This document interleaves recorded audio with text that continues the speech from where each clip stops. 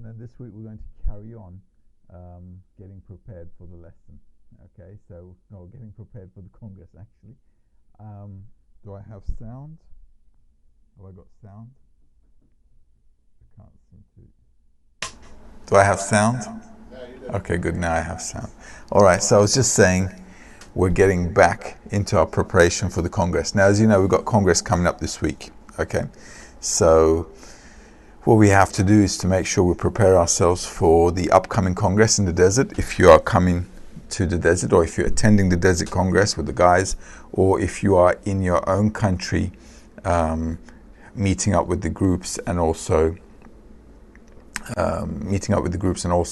getting together for that special weekend. So that's going to be on Friday and Saturday. So we're going to have 1 night and 2 days in the Desert Congress, where we're going to really try and connect. And then we come back on the Saturday afternoon, late afternoon, actually early evening. Then we've got Sunday and Monday, we're going to prepare the Congress zone. And then on Tuesday, Wednesday and Thursday, we've got the Congress for 3 days. Okay, so 3 full days from morning till night. Immense opportunity, really great opportunity to really make an effort in order to connect and move forward. Now, the important thing about this Congress is what we're going to study. So what we're going to do today is going to study some partial materials, like part materials from the lesson. I actually got these from the morning lesson materials. So we're just going to go over a few things from the morning lesson materials so that we can actually get tuned up and ready for the Congress, because after this Tuesday we don't have any other preparation. So I'm also hoping you're listening to the morning lessons as well, because if you're going to join the Congress, if you're going to be with the guys in your own country, or if you're coming here, it's really important to watch the morning lessons and to really prepare yourselves to these. So let's get smashing, and we're going to read selected articles. Okay, so, and this is actually connecting to this is called connecting to the source of life. That's the topic, where we have a bunch of excerpts from selected materials. And this is actually for the 2020 Congress. So we're actually going to do some material that relate to the Congress. So we really want to prepare for it. Okay. So let's start reading. And if you have any questions, as usual, you can ask them on YouTube. Okay. And you can also ask them on the Kab Academy site. Kabbalah Academy website. I'm correct, right? They can ask on YouTube and on Kabbalah Academy. Is that right? Yes? Okay, great. Okay. All right, everything is okay with the broadcast? Nothing. Okay, it's not okay. What's not okay? Let's see. Okay.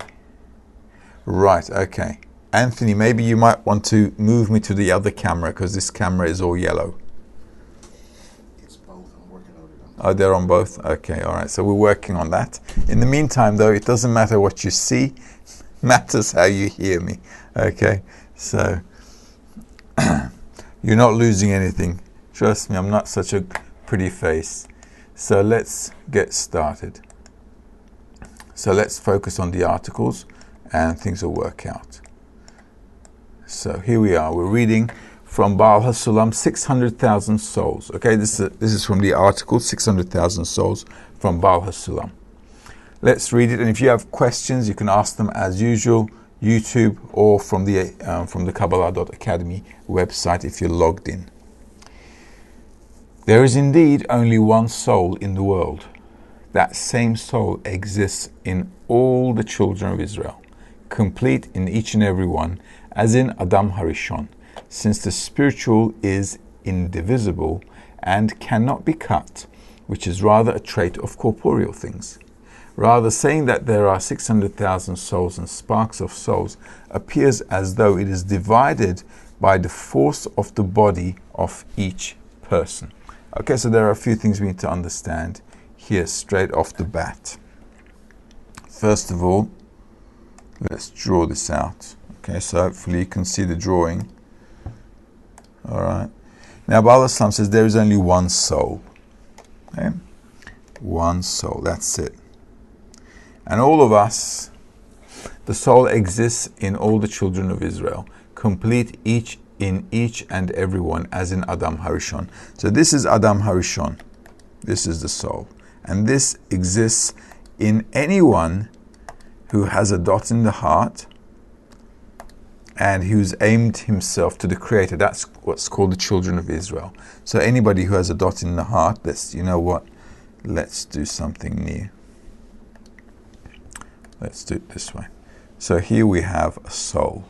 Okay, one soul. One soul.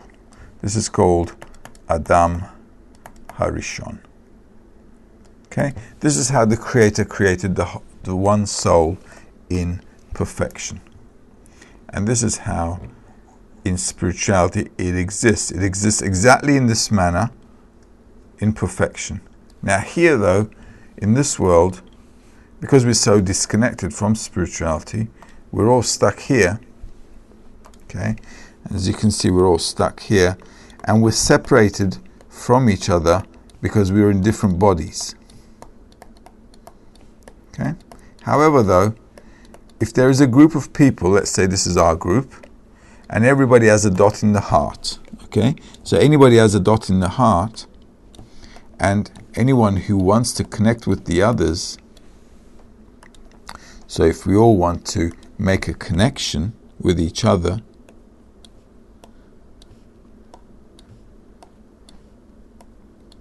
in order to connect with our soul in spirituality, okay, where we are completely in unity with the Creator, then this group of people is called the children of Israel. So it's not specifically talking about anybody that's belonging to a religion or a country. It's all a matter of having a dot in the heart. This is called children of Israel. So it has nothing to do with your religion or your country or your identity or passport. So it's only talking about a person who has a dot in the heart. This is important to understand. Okay, so you guys already know what a dot in the heart is from the Education Center lessons. So I'm not going to go into detail, but this is the concept. And we as a group, okay, so we're a group of people. You can be a 10, or you can be the whole Bnei Baruch world Kli, doesn't matter. So when we're in the Congress, all of us are equals 110. All right, so when we come to the Congress, we are all one, and we're all members of Bnei Baruch who are striving to reach and attain a spiritual state, which is called adhesion with the Creator. That means that we are 100% connected and in consciousness with the purpose of creation, purpose of reality, and everything. All right, so that's what it's all about. And in the meantime, we feel ourselves separated because we're in different bodies. That's in the meantime. From this disconnected state, we're all going to connect with each other. And when we connect with each other, we're all then going to actually, once we're connected, we'll all be able to actually feel that spiritual state which belongs to here while we're living in this world. Okay? And we need to attain this level here, the state of Adam Harishon, while we live in this world, not after we die. Nothing is going to happen after a person dies. Nothing. So this is the zone which we're trying to get to. Okay? So let's read a little bit more. From Rabash, article number 28. A congregation or a group is no less than 10. All our sages said, in every 10 there is divinity. It is known that Malchut is called the 10th. It is also known that the receiving Kli is also called the Sephirah Malchut, who is the 10th Sephirah, receiving the upper abundance. She is called the will to receive, and all the creatures extend only from her. For this reason, a congregation is no less than 10, since all the corporeal branches extend from the upper roots. Therefore, according to the rule, there is no light that does not have 10 sephirot in corporeality. Something is not considered a congregation that can be regarded as important unless there are 10 men there, such as the upper degrees. So the reason we've got a 10, okay, sometimes friends ask, well, what is a 10? Why do we have a 10? As you know, probably from the Education Center lessons, that we have Keter, Chochma, Bina, Hesed, Gevura, Tiferet, Netzah, Hod, Yesod, Malkut. Okay, so we've got 10 Sefirot. And in reality, everything is a matter of 10 and divided into 10, 10, 10. Everything is tens. So Malkut here is the will to receive. Okay, so this we already learnt. So what we want to do is attain the Keter, because this is the creator, that's full-on bestowal. So what we want to do is actually, when we're inside a 10, what we want to do is build a structure. So this structure is what we'd like to build. And this is why we've got 10 friends. Now, sometimes people ask, oh, do we have to be exactly 10? Can we be 8, 11, 12? Guys, it doesn't matter, because it's a spiritual concept. It's if you can have, because 10 is what we can really grasp. Even 10 is sometimes a bit too much for us to constantly grasp. But your group can be 10, 15, doesn't matter. If you're 6 people where you are, you're 6. If you're 8 people where you are, you're 8. If you're 10, you're 10. 13, 13, 15, 15. It doesn't matter. The important thing is you want to have a group of friends together that can actually participate. So it doesn't matter if we're not counting heads here. This is just, symbolic. Okay. So as long as we've got a group of people who want to connect with each other and they want to build between themselves something called spirituality, then they can work. So that's called a 10. All right, so you can have 5, 6, 8, 10. Doesn't matter. All right, so the important thing is you got a group of friends. Now we're going to be in the Congress. There are going to be 5,000 people, I think. Okay, and that's during the day. In the evening, there'll be 8,000. So all the men there are going to be 110. Right, all the women, they'll be having their own women's 110. Okay, although they're 110 there at the Congress, they're also going to be on their table studying and having a workshop, talking with each other and discussing the workshop questions and so on. So they have a 10, but we're also a huge 10 all together as well. All right, so don't stress so much on the numbers. The important thing here is, what Rabash is just trying to say is this: listen, if we want to come to some kind of spiritual attainment, we're going to have to do it between us. And this is where the 10 comes from, because there are always 10 Sefirot in the structures of reality. Everything is based on 10. Okay, so no need to stress out if you're 2 people. It doesn't matter. The important thing is you just do the study. Another article here we've got, Rabash. Okay, let's do this from Rabash.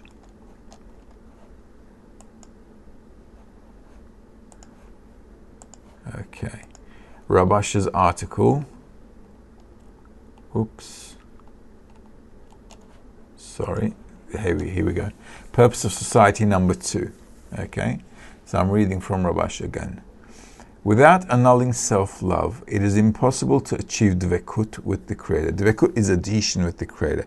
So in other words, if I don't nullify my self-love, there is no way I can connect to the Creator. I can't feel the Creator, and I cannot be like the Creator. And feeling someone means I am like them. Okay?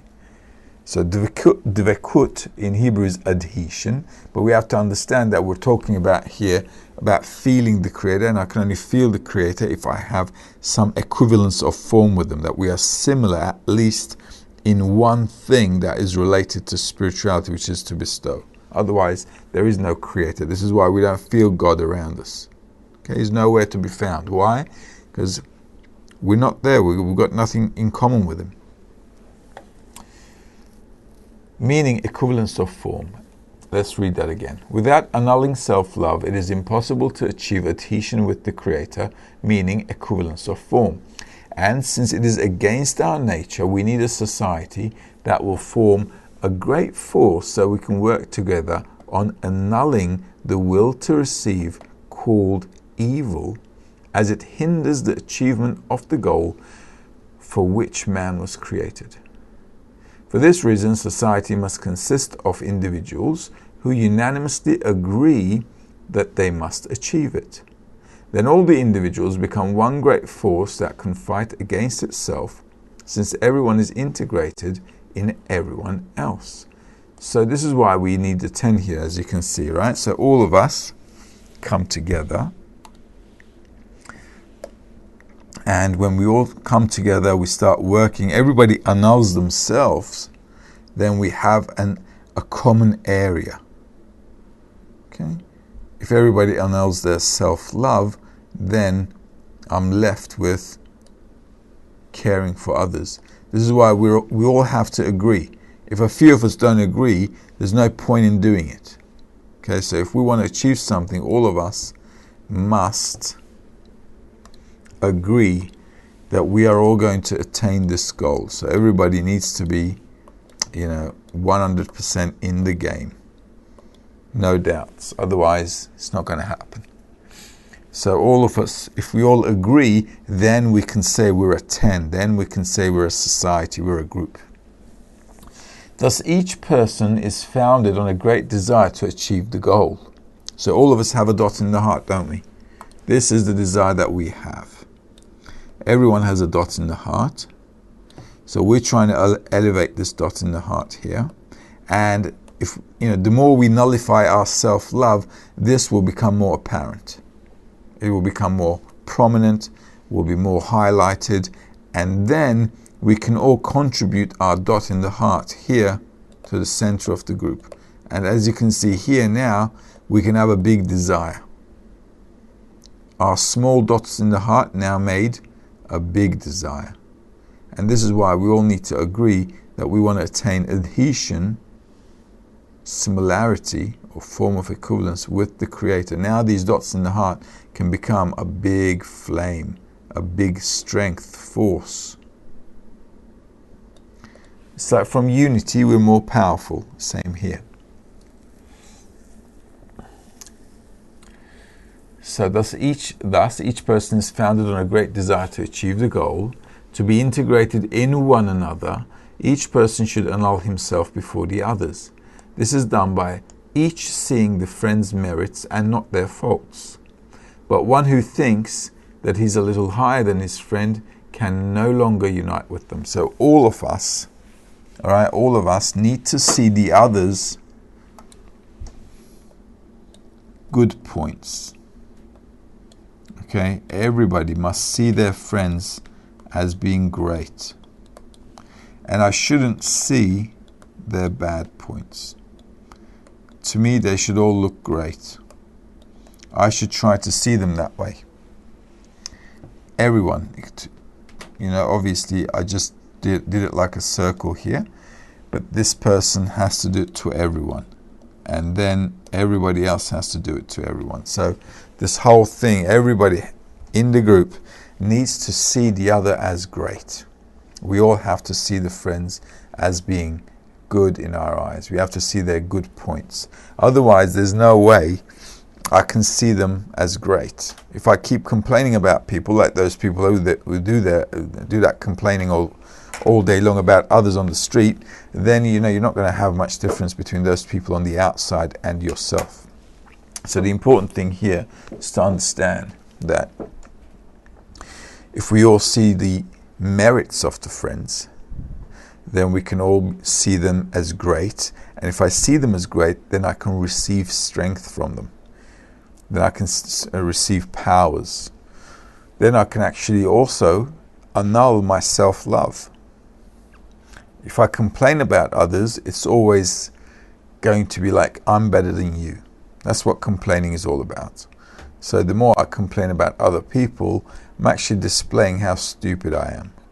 Because it's really like childish. Okay? So if you want to get something done, you don't complain, you get it done. And in this business, in spirituality, what I have to get done is to discover and see and try to see, do my best to see the good side of the friends.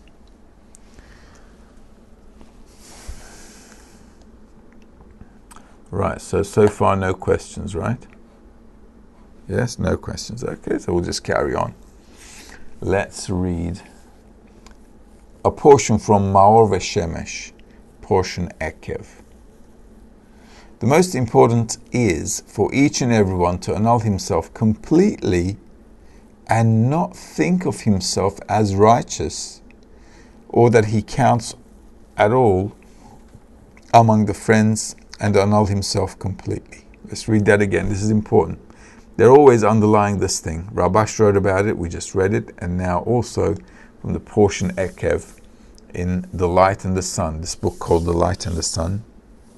So let's read that again. The most important is for each and everyone to annul themselves completely and not think of himself as righteous, or that he counts at all among the friends, and annul himself completely.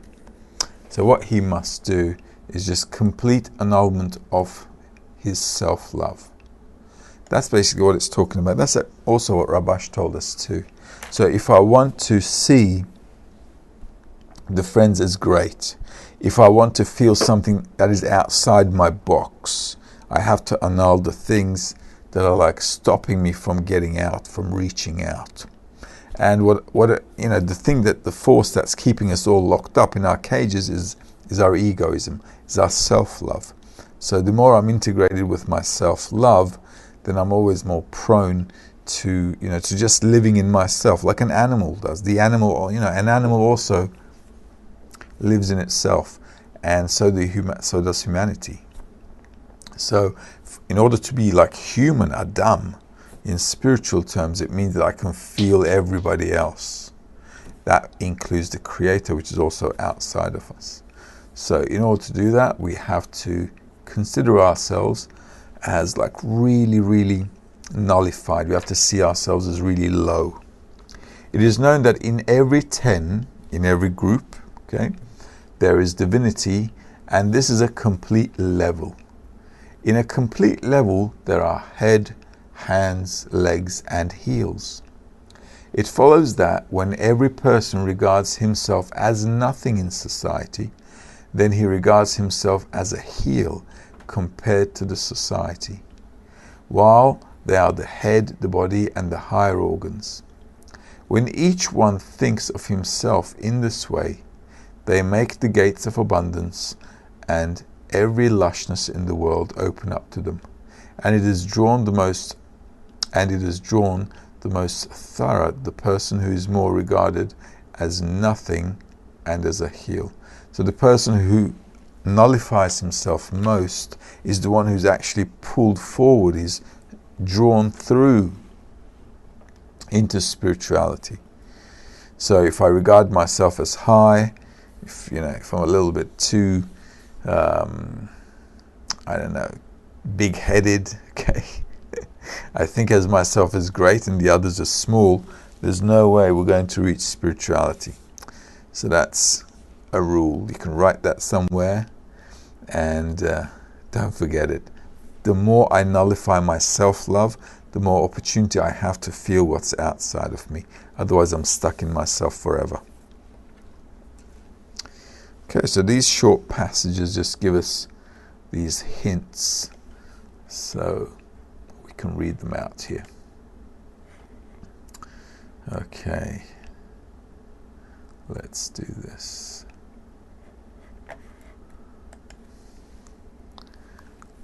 Let's read another portion. What to look out for in the assembly of friends. This is another Rabash article, article number 30 from 1988. Why should he submit himself before his friend? The answer is that he wishes to achieve adhesion with the Creator, called equivalence of form, meaning not to think of his own benefit. Thus, why is subduing a difficult thing? The reason is that he must revoke his own worth, and the whole of the life that he wishes to live will be only with the consideration of his ability to work for others' benefit, beginning with love of others between man and man, through the love of the Creator. Hence, here's a place where he can say that anything he does is without any self-interest, since by reason the friends are the ones who should love him. But he overcomes his reason, goes above reason, and says it is not worth living for myself. Alright, so this is an important topic, because when we come to a group, we often think that others should love me as well. Okay, others should love me. If we're talking about a group who's thinking about considering loving others, thinking good about others, that's exactly how we feel. We feel that others should be loving us as well. But let's read this a little bit and get out some details that we need to understand. Why should he submit himself before his friends? So why do I nullify myself in the group? The answer is that he wishes to achieve adhesion with the Creator, called equivalence of form, meaning not to think of his own benefit. So if I nullify myself, I can stop thinking about my own benefit, and that allows me to feel the Creator. Right? Simple formula. Thus, why is subduing a difficult thing? The reason is that he must revoke his own worth, and the whole of the life that he wishes to live will be only with the consideration of his ability to work for others' benefit, beginning with love of others between man and man through the love of the Creator. So this is really difficult to do, because I have to stop completely thinking about myself and really work for others. How's that possible? Is that possible? Can I do that during the day?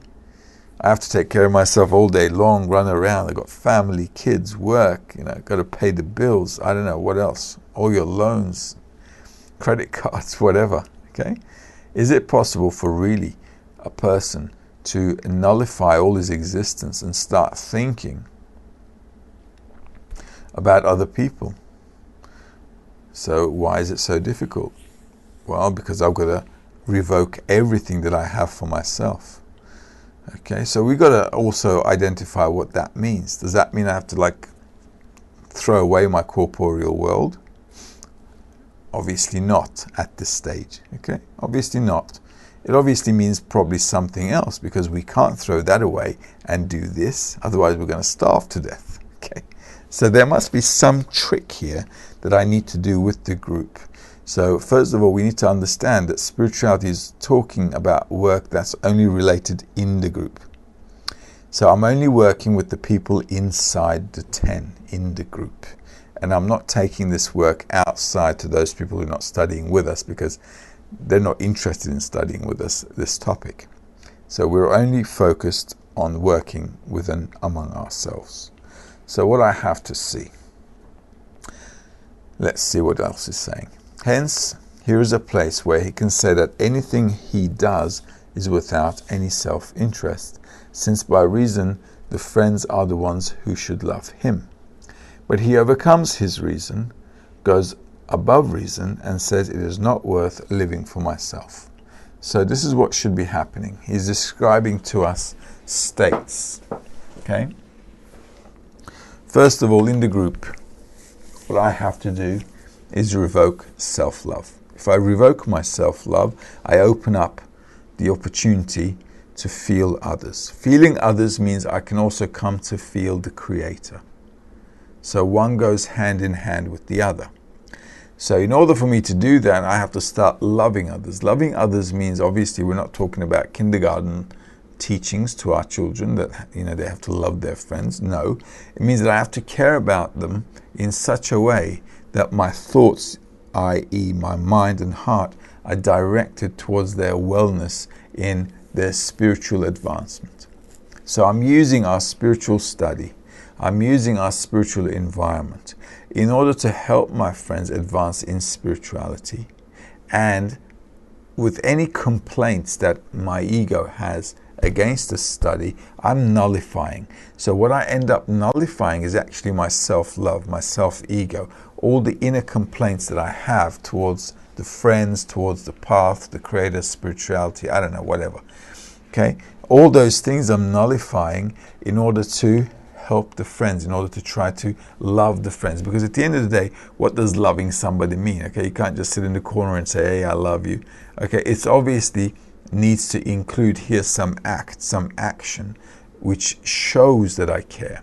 So there's an action put behind this intention of nullifying myself, and that is called helping others, bestowing to others, let's say, so that they can advance towards the purpose of life. We have to measure everything according to where we want to get to. So if we want to attain spirituality, we have to come to the love of others. In order to come to the love of others, I have to nullify myself. In order to nullify myself, I have to see the greatness of the friends. So, if I want to come to the love of others, in the last sentence, he's saying I shouldn't really worry about them loving me. I should be worried about me loving them, because at the end of the day, I'm the person who's trying to get to spirituality. Sure, they're also trying to get to spirituality, but this is the way you can stop thinking about yourself.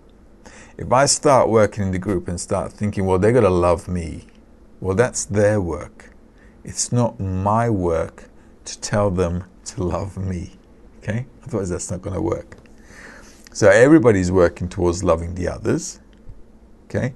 And none of us is working towards thinking about ourselves, including that the friends should be loving me. Okay? So we're not thinking about those things. We're just focusing on caring for others. Otherwise, you'll never get out of your self-love. It's a bit difficult to understand from this article here because it's just a small portion of a big article. But, you know, if you've got any questions, you can always send them through. Okay. So we've got a question here from Christopher Padilla. He's on YouTube and he's asking, why do you always say that there is nothing after death? Blackness. I thought Kabbalah believed in reincarnation. Dr. Michael Lightman and Anthony Kozik always talks about reincarnation. Well, okay. All right. Let's without the drawings. Reincarnation means the evolving of the soul. All right. Today we've got 8 billion people in the world. Next year we might have 7 or 5. We don't know. Okay, with all the viruses now going around. Next year we might be a little less. Who knows? Okay. So what will happen? Are the same people who died are going to come back? Are we going to be counting bodies? And if next year we're not the same 8 billion, but let's say we're 8.1 billion, what will happen there? So when a person dies, we're talking about the body here in this case. When a person's body dies and he's got no spiritual attainment, nothing, there's nothing to talk about. Nothing to talk about. When he dies, he dies. That's it, end of story. When we're talking about reincarnation in spirituality, we're talking about how a soul is evolving. He is being renewed. Okay? Renewed in all his understandings and feelings. And the way he does that is, he actually does it by going up the ladder of spirituality. So any person here, let's say he started to attain spirituality. This person, every change, every step of the way he's going through is called a reincarnation. Why? Because he's never the same person.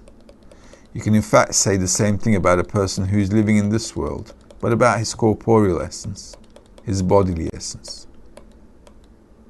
Why? Because every time you learn something new, you have a new experience, it's a new Christopher. Okay, you're a new Christopher. You're not the same Christopher as yesterday. Now, if you look at yourself as a piece of meat and bones, then there's nothing really to talk about.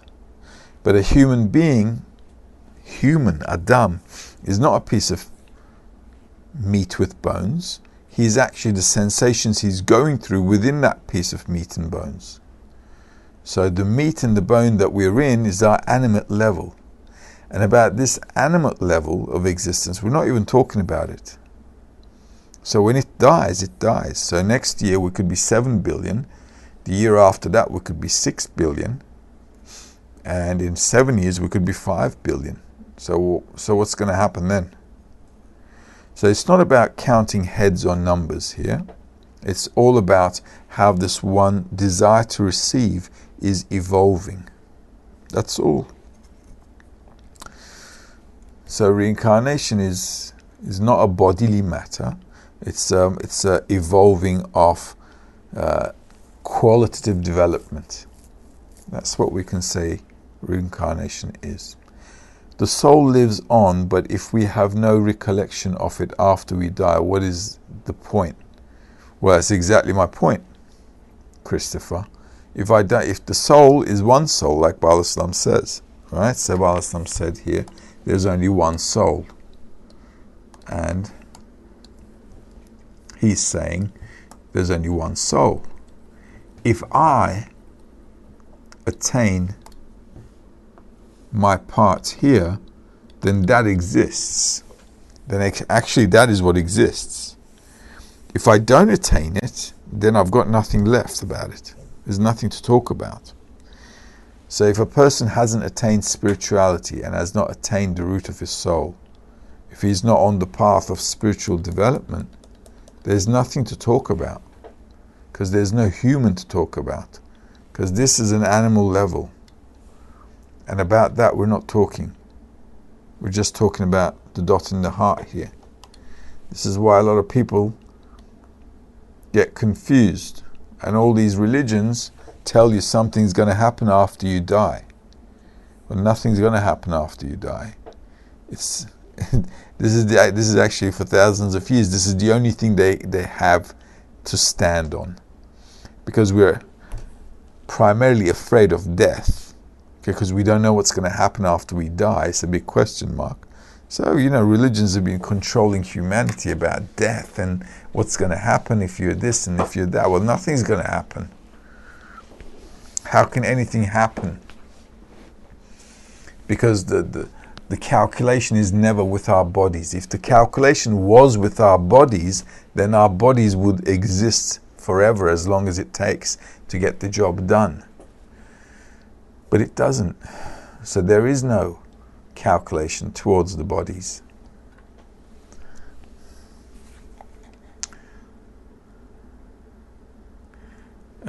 P. Green has asked a question. Is there a difference between the terms minyan and Syria?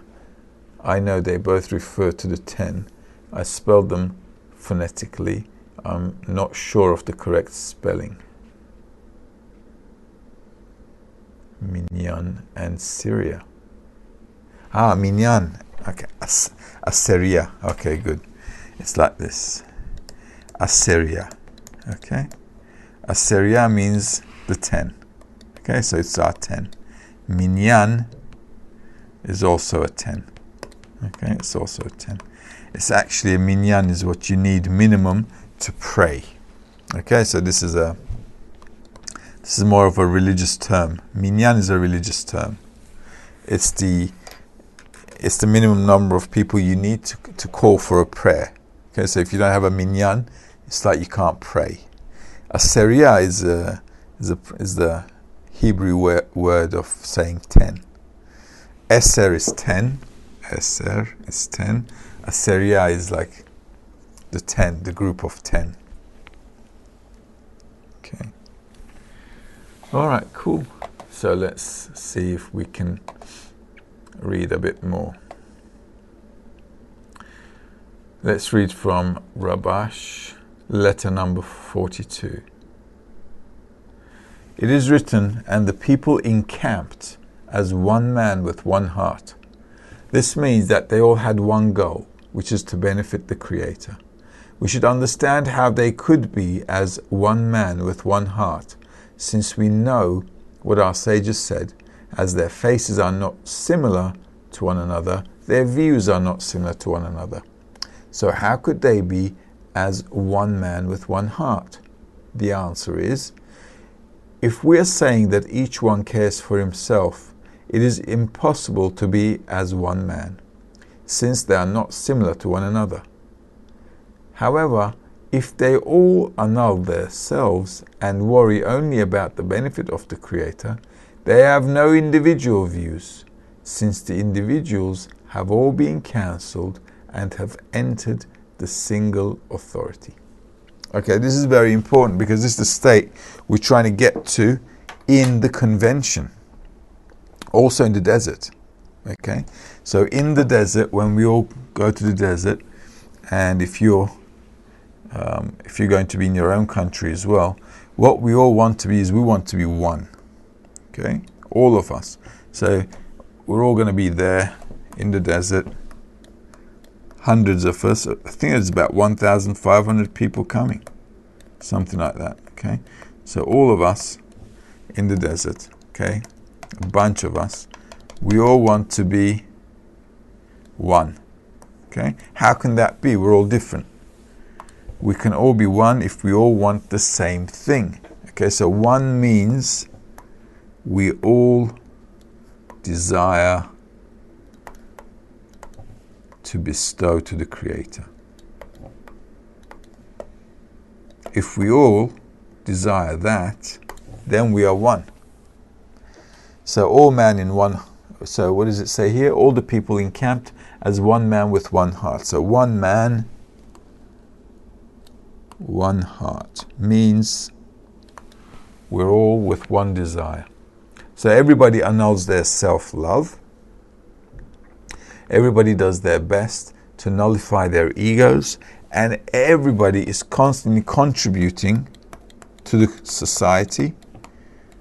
Everybody is contributing to the society so that we can advance forward in spirituality, in the love of others. And the more we advance with the love of others, all of us will begin to want the same thing. Okay, because that's where we're heading. If we're all directed towards that, all of us will want to be in the state of one man with one heart, meaning that we all want the same thing, to bring contentment to the Creator. Okay? And in that state, none of us are separated, none of us, we all remain with our own individuality, but because we're focused and connected at one point, this makes us all one man, one heart. And all of us, with our different worldly traits, contribute from our individuality. Okay? So our individuality is actually maintained, and because we're all different, it's a good thing that we're all different, because that means we can all contribute in our unique way.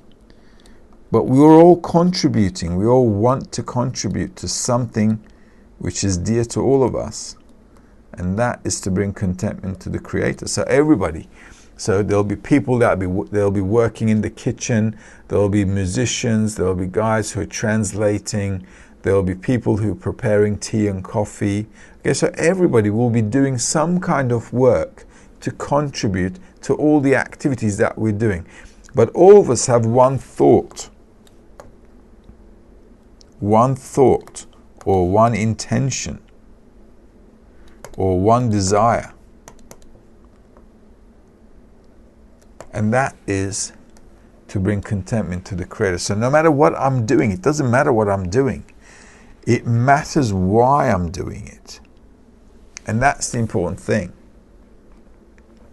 So if we all focus on the why rather than the what, then we can all become one man in one heart.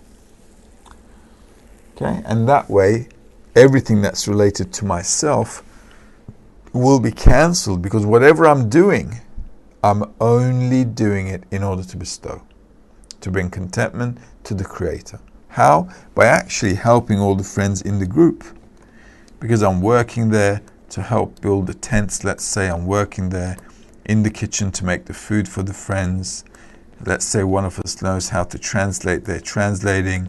There's another person who's taking care of, the music. There's another person who's taking care of all the material we're going to study. So everybody's doing something, right?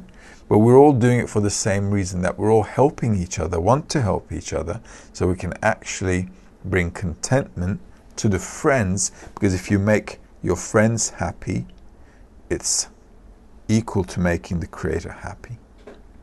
It's the same thing. So this is why from the love of others we come to the love of the Creator, because actually it's the same thing. So if I'm doing things to love others, then I can actually be doing things to bestow to the Creator, because I'm bestowing to other people, I'm bestowing to the Creator. I love others, I love the Creator. Pretty much the same thing. It's actually the same thing. Because at the end of the day, in spirituality, what we're doing is we're attaining an attribute. So if we're attaining equivalence of form, adhesion with the Creator, it means I'm becoming like Him.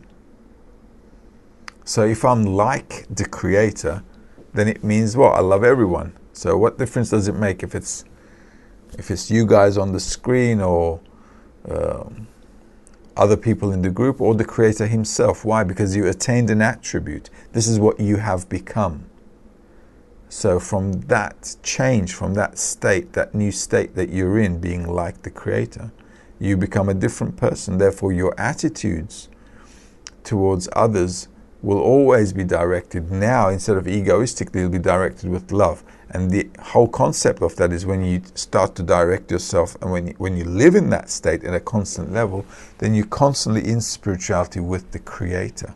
And that's called adhesion. This is why they're calling it unity with the Creator, to be one with the Creator, because you're constantly in that state. And being in that state actually means you are with the Creator, above all of the corporeal levels of existence. Okay. So, any other questions so far? No. Okay, great.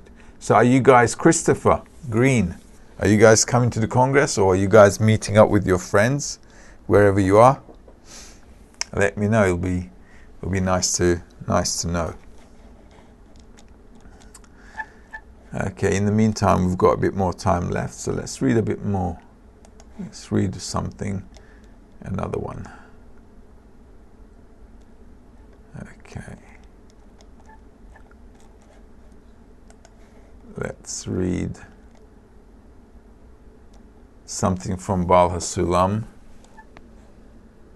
here. Or let's read something from Rabash concerning love of friends. Article number 2. Each member would receive from the group the love of others and hatred of himself. And seeing that his friend is straining to annul his self and to love others, would cause everyone to be integrated in their friend's intentions. Thus, if the society is made of 10 members, for example, each will have 10 forces practicing self-annulment and hatred of self and love of others. Okay, so this is an interesting thing as well, because sometimes people are talking about, let's see, where are we? People say, well, how should I be hating myself? Why should I be hating myself at all? Can we actually hate ourselves? Hating yourself means, okay, the hate of self means the hate of the ego. Right, so we're not talking about literally hating ourselves, but we're talking about hating a certain attribute which is causing harm to others and actually to ourselves. If we actually could see how the ego was really eating us up, and how we were always shooting ourselves in the foot because we're using our ego all the time, then, we'd want to get rid of it immediately. So when Rabash says here,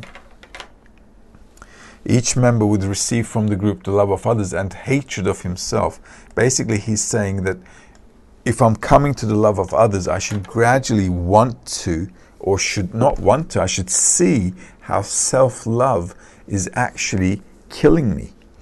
How my egoism is really destroying me. It's like really wrecking me. And if I see that, then I can come to hate it. That's what's called hatred of the self in the wisdom of Kabbalah. So you don't have to look at yourself in the mirror and start hating what you see. We're talking about hating an attribute inside of us that is causing damage to the whole world. Imagine, like, if you take a look at the world now, right? The whole world is now a junkyard. Okay, so as you can see, everybody's now talking about it. Everybody's saying that oceans are all plastic. Our drinking water is plastic. Everything is plastic. Okay. Why? Because our ego just wants to use everything, suck everything dry, And it doesn't realize that while doing that, it's just killing everything. It's killing all of nature. We're killing all the animals. We're completely, knocking nature out of balance completely. And we're killing ourselves doing it. So we get all kinds of, nature's kickbacks with viruses, with wars, natural disasters. So on the one hand, our egoism is killing us. On the other hand, nature is reacting. And now with all the ice melting, we'll probably have really bad effects on island nations, for example. So imagine you're an island nation. Pretty soon you might not have a nation because your island will just be underwater soon. So all these things are like very chain reaction. So all of this caused by our greed, our self-love, constantly wanting for ourselves, want for myself. But if I see that that's causing me harm, then I can come to hate it. So this definition of hating oneself should be, a bit sharper than what we're reading here. And seeing that his friend is straining to annul his self and to love others would cause everyone to be integrated in the friend's intentions. So if all of us were trying to really annul our self-love, then everyone would be influenced by it. So if I saw my friends, they're doing, their best to help others, they're really trying hard to resist the self-love they've got, they're really putting up a good effort, then I could also get inspired by them. Then I could also do something with them. Okay, so I can also do things to help them.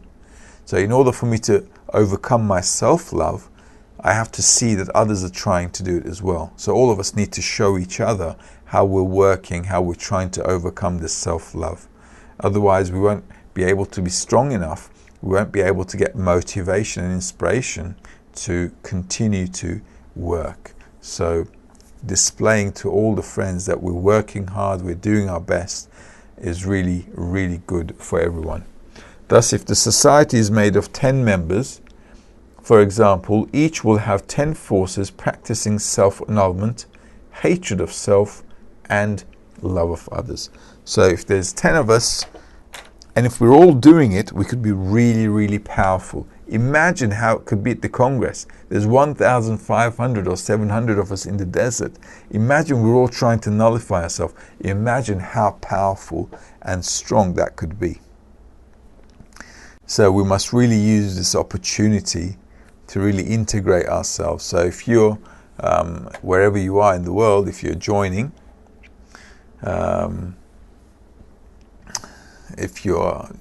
us physically at the Congress, or virtually if you're joining your own group somewhere in the world, then it'll be really powerful if you connect to us.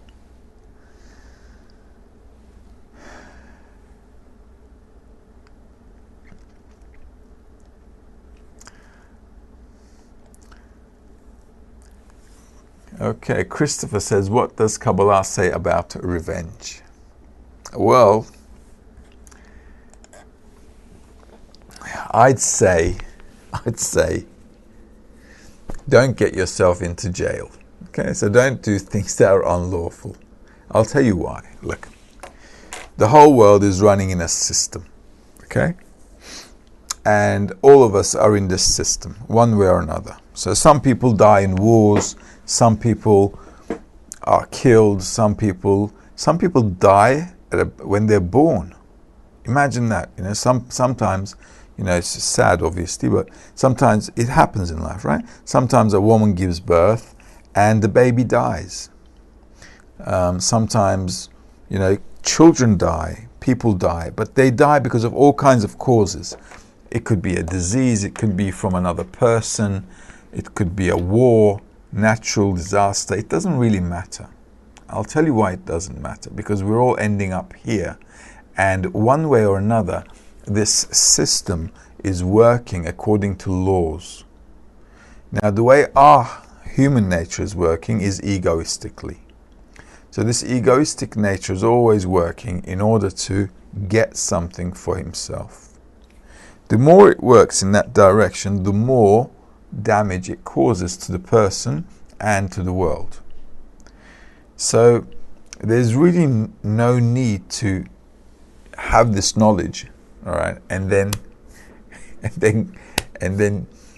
go ahead and do something against it. The only way to move forward in life is to, if you're going to study the wisdom of Kabbalah, open up a new fresh page. The wisdom of Kabbalah doesn't say anything about revenge. The wisdom of Kabbalah says we have a goal in life, and we either attain that goal or we die without attaining, and that means nothing's going to really change. Okay? So the purpose of studying the wisdom of Kabbalah is to come to a higher level of existence. And this is what we should be aiming towards. With respect to corporeal things in life, whether it's business, money, family, I don't know, health, somebody did something good to you, somebody did something bad to you, all these things, we deal with them at a corporeal level, but those things are not really what the wisdom of Kabbalah is talking about at all. In the wisdom of Kabbalah, we're only talking about how our nature is working, how the nature of the Creator is working, and how we can actually reconcile them, unite them, so we can come to perfection. Otherwise, all these complaints that we have about the world, about other people, none of this will change. Only the person, the individual, must change. So our study is a study where a person can find a way to change him or herself and attain the purpose of life. Okay, so what I would do, Chris, is carry on studying, and from the study we'll learn together. All right. In the meantime, we'll come to another end of the lesson. So I hope, okay, so we don't have a lesson again until next Tuesday. We have a lesson. Okay, next Tuesday we have a lesson because the Congress is on. No, the Congress is Tuesday, Wednesday, Thursday. Yes? So we don't have a lesson next week. Okay, so next week we don't have a lesson because the Congress already. Okay, so I recommend that you find a way to integrate yourself into the Congress. If there are people in your country or in your group, if you're coming here, great. If you come here, say hi to us at the education at the Kabbalah Academy, and we'll be more than glad to meet you in person as well. In the meantime, see you guys at the Congress, or have a great Congress if you're there in your country. All the best. Have a good night or a good day.